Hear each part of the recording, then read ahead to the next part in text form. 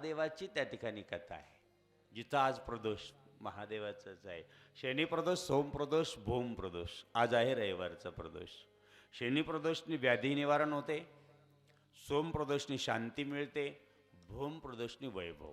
घरामध्ये अगदी सुख शांती पाहिजे असेल तर भूम प्रदोष. पण आजचा प्रदोष का, याचं चिंतन आहे, ते म्हणजे रविवार. आणि रविवार कोणी केला, रविवारच्या प्रदोषाचं महत्त्व काय? विशेषतः रविवारच्या प्रदोषाचं सगळ्या प्रदोषपेक्षा जास्त महत्त्व आहे. जेवढे प्रदोष आहे, सोम असो, भूम असो, मंगळ म्हणजे भूम, परंतु सर्व प्रदोषाचं फळ देणारं आजचा रविवारचा प्रदोष आहे. आणि तो तुमच्या वाट्याला आलेला आहे, ईश्वरच्या वाट्याला आलेला.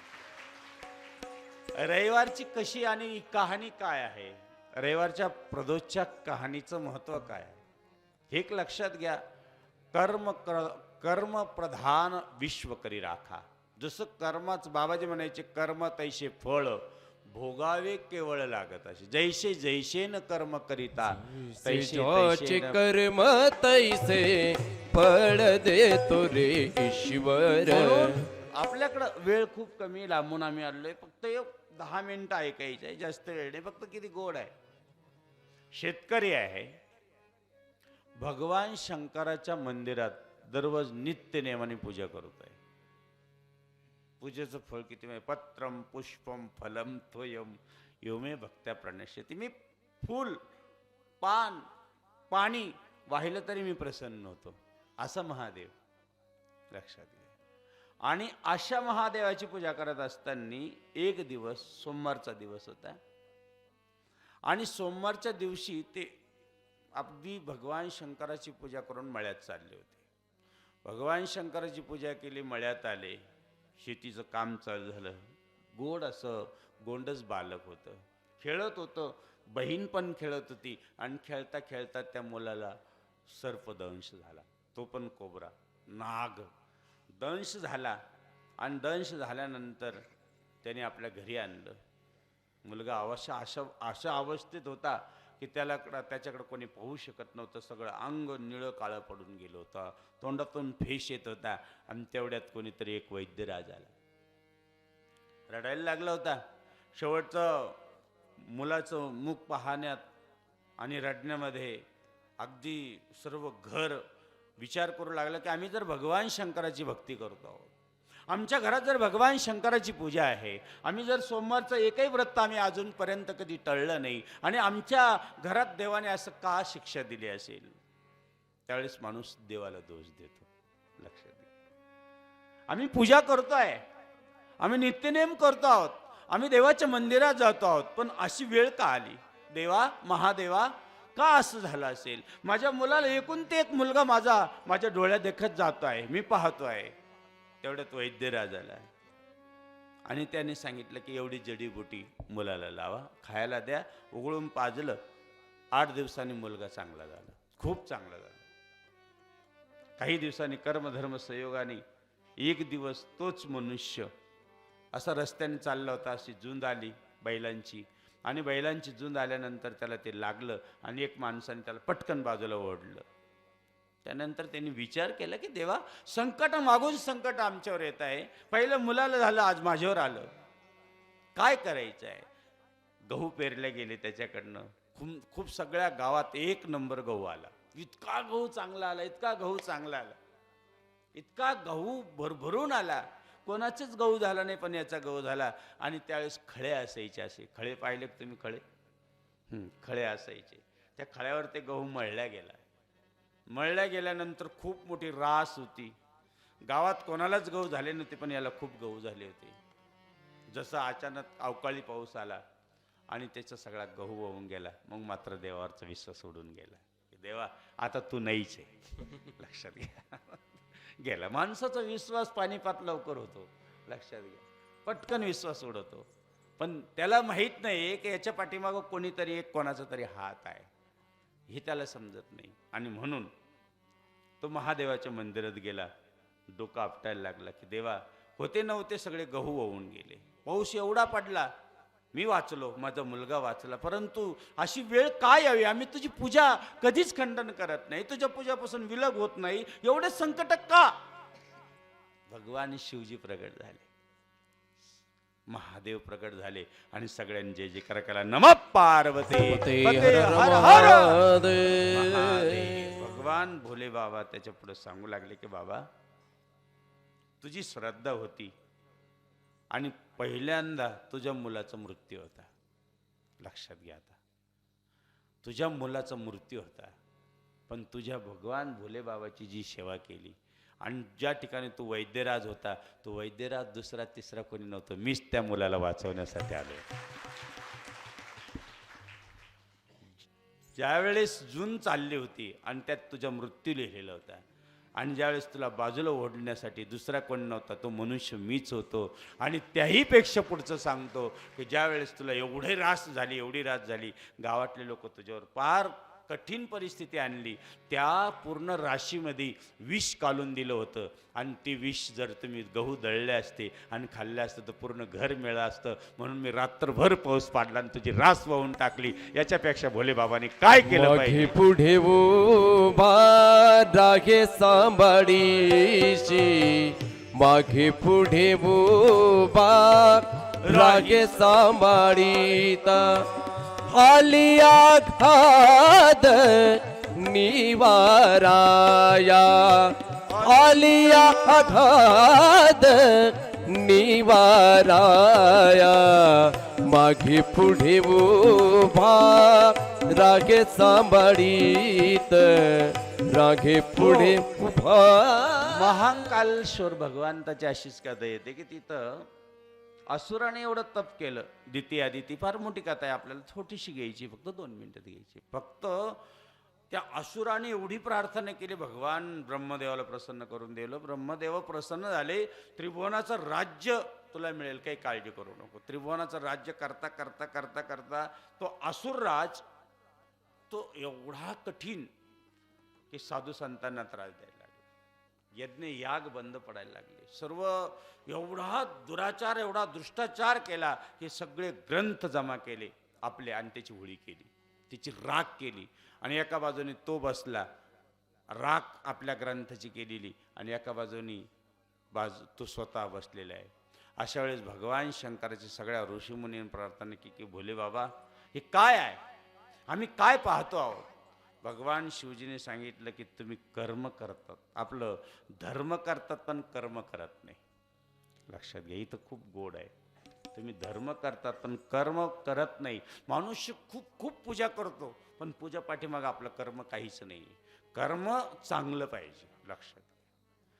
त्यावेळेस वेदपाद नावाचे उज्जैनला एक महान ऋषी राहत होते. त्यांनी भगवान शंकराची प्रदोषची आराधना केलेली होती, एवढी आराधना केली होती, एवढी आराधना केली होती. 3 मुलं भगवान शंकराची अखंड पूजा करत होते. आणि सांगितलं ज्यावेळेस वेदपाद स्वतः कर्म करेल म्हणून त्यांनी पूर्ण उज्जैन नगरीला अशी मोठी भिंत बांधली. हा राक्षस आला, काही मिनिटात भिंत तिकडं तडा तडा तडा तडा तोडायला लागला. भगवान शंकराने त्या ठिकाणी आता बघा कशी प्रगटीकरण आहे. यांनी पूजा सुरुवात केली, भोलेनाथ बाबा आता आम्हाला वाचव, आम्ही तुला शरण आलेलो आहोत. वेदपाद नावाचे ऋषी ज्यावेळेस शरण गेले, नमस्कार केला, साष्टांग प्रणिपात केला, त्यावेळेस महादेव, तर हा राजा आला, दुष्ट दुराचारी तो राक्षस आला आणि त्या वेदपाद नावाच्या ऋषींचं शिर वेगळं करणार. तर तेवढ्यात माझा भोले महादेव महाकालेश्वराच्या रूपात प्रकट झाला आणि त्याच वेळेस त्या ठिकाणी भस्म करून टाकलं. आणि तोच भस्म चिता भस्म आज महादेवाला वाहिला जातो. चिता भस्मालेपम. पुढचं फार गोड आहे. म्हणजे अशी भगवान शंकराची एक एक कथा आहे. आज रविवारची कथा आहे, तेवढी सांगू आणि ही सेवा सद्गुरूंच्या पवित्र चरणी समर्पित करू. 2 मिनिटं अजून बसायचं आहे, कारण आम्ही जरी थकलो असेल पण तुम्ही थकलेले नाही. लक्षात घ्या, आमचा जरी प्रवास झाला असेल. रविवारची कथा अशी येते की आज प्रदोष आहे आणि केली पाहिजे. जर माणसाला अनेक प्रकारचा रोग असेल तर भगवान शंकराला कुश असतं. कुश कोणी कोणी पाहिलं, कुश आपण ज्या अंगठीत घालतो किंवा कुशाने यज्ञ करतो, ते कुश जर पाण्यात ठेवलं आणि त्या कुशाने भगवान शंकराचा सोमवारच्या दिवशी अभिषेक केला तर किती महारोग असो तो नाहीसा झाल्याशिवाय राहत नाही. म्हणून सोमवारच्या दिवशी कुश त्यानंतर भगवंताला अत्तर लावल्याने काय भेटतं, भगवंताला दुधाने अभिषेक केल्याने काय होतं, भगवंताला दह्याने अभिषेक केल्याने काय होतं. दह्याने जर अभिषेक केला तर घरामध्ये एकमेकाला अगदी प्रेमानं राहतात, कधीही घरामध्ये वादविवाद होत नाही, म्हणून दह्याचा अभिषेक आहे. दुधाचा अभिषेक काय आहे तेही आपण चिंतन करूया. परंतु एवढं लक्षात घ्या की दही, दूध, मध ही पंचामृतच आपण का वापरतो. भगवान शंकराची या ठिकाणी आता पूजा आहे. कशी करायची, म्हणून ब्राह्मणीन आहे आणि ब्राह्मणीला एक मुलगा आहे. तो मुलगा ज्यावेळेस रस्त्याने चालतो त्याला चोर रस्त्यामध्ये गाठवतं आणि सांगतं की तुझ्या वडिलांचं काय धन आहे ते आम्हाला गुप्त सांग. त्याने सांगितलं गुप्त धन नाही. म्हणे मग तुझ्याजवळ काय आहे. म्हणे माझ्या आईने एक भाकरी बांधून दिली. अरे म्हणे हा भिकारी, याला काही नाही जवळ, याच्याजवळ काय आहे, याच्याजवळ आहे काय. चोरांनी सोडून दिलं. याचा अर्थ भगवान शंकराचा जो प्रदोष करतो, अग्नी चोर भय नाही, अग्नीपासून भीती नाही, त्याचं कधी जळणार नाही काही. चोरापासून भीती नाही, अग्नी चोर भय नाही, कुठल्याही प्रकारचा ईसर्पता परमात्मा विष म्हणजे सर्पाचं दंश होणार नाही. म्हणून तो रस्त्याने चालला. रस्त्याने चालता चालता एका वडाच्या झाडाखाली झोपला आणि तो चोर म्हणून एका राजाने पडकला आणि त्याला कारागृहामध्ये टाकून दिलं. कारागृहात टाकला. मग हिने प्रार्थना केली, भगवान शंकरा आयुष्यभर प्रदोष केला, आयुष्यभर तुमची उपासना केली आणि माझा मुलगा कुठं गेला. भगवान शंकर त्या राजाच्या स्वप्नात गेले. अरे बाबा, ज्या मुलाला तू पकडलं तो एक ब्राह्मणीचा मुलगा आहे, तो चोर नाही, त्याला सोडून दे. त्या राजाने सोडलं. पुढं फार गोड कथा आहे, एवढं आपल्याला स्पष्ट सांगता येत नाही लवकर, कारण थोड्या वेळात एवढ्या मोठ्या कथा विस्तारित करायच्या खूप अवघड असतात. आणि मग तो रस्त्याने चाला असताना त्याचं राजाचं लग्न होतं, राजाच्या मुलीचं लग्न होतं.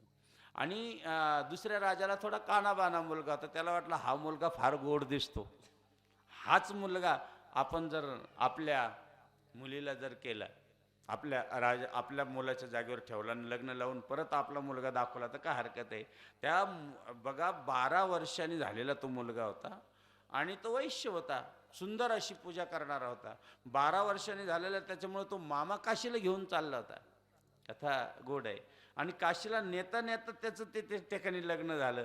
त्याने त्या मुलीला सांगितलं की मी काशीला चाललोय, माझा 12 वर्षांनी मृत्यू आहे, तुम्हाला सोडून दे, माझं लग्न करून तुला दुसऱ्याशी विवाह करायचा ठरलेला आहे. माझ्या जागेवर तो राजा आहे, त्याचा कानाबाना मुलगा आहे, त्याला तुझ्याशी विवाह होणार आहे.